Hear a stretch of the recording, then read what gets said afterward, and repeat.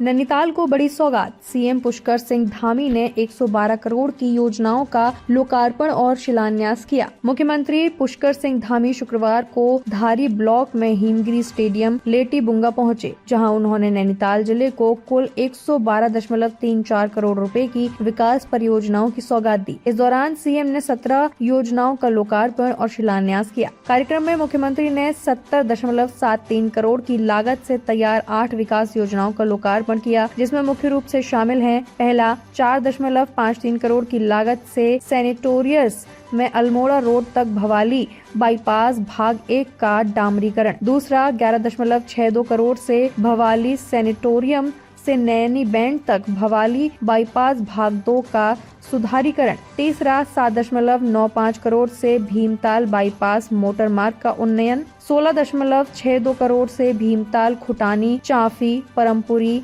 Dhanachuli motor मार्ग का सुधार, 19.48 करोड़ की लागत से 50 बेड क्रिटिकल केयर यूनिट का निर्माण, 8.43 करोड़ से लाल बहादुर शास्त्री महाविद्यालय हल्दूचोड़ में पुस्तकालय एवं बहुउद्देशीय हॉल का निर्माण, 1.46 करोड़ से ग्राम पुछड़ी में गौशाला निर्माण, 61.38 लाख से राजकीय उच्च माध्यमिक विद्यालय जाड़ापानी भीमताल में पुस्तकालय कंप्यूटर लैब एवं विज्ञान प्रयोगशाला कक्ष का निर्माण। इसके साथ ही मुख्यमंत्री धामी ने 41.60 करोड़ की लागत वाली 9 नई योजनाओं का शिलान्यास भी किया।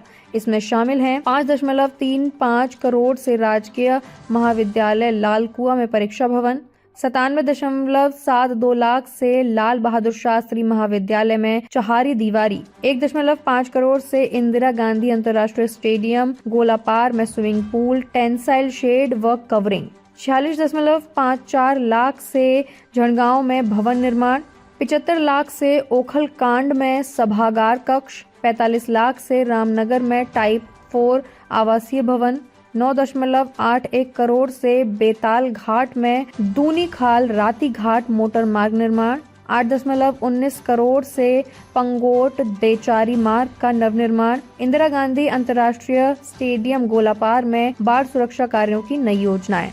इन योजनाओं से नैनीताल जिले में बुनियादी ढांचे, शिक्षा, स्वास्थ्य और सड़क विकास को नई गति मिलने की उम्मीद जताई जा रही है।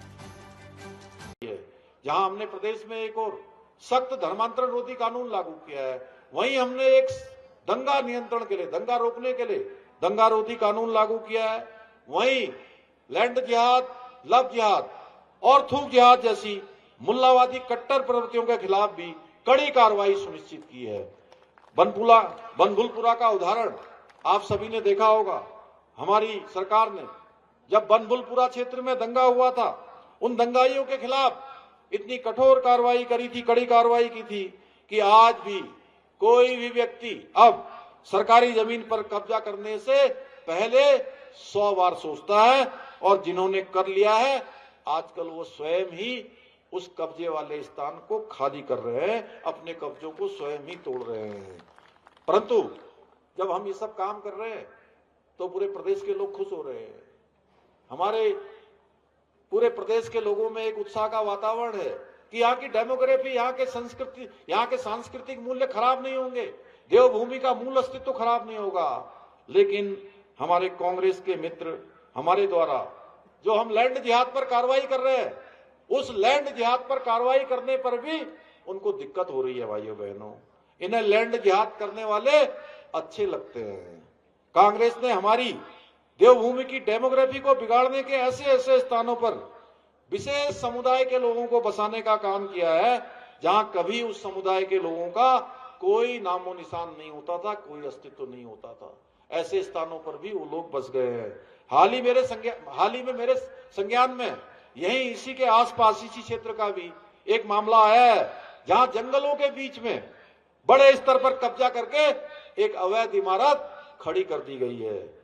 आज के इस अवसर पर मैं आप सबको आश्वस्त करना चाहता हूं कि हम देवभूमि में धर्म की आड़ में होने वाले इस लैंड जिहाद को किसी सूरत में बर्दाश्त नहीं करेंगे।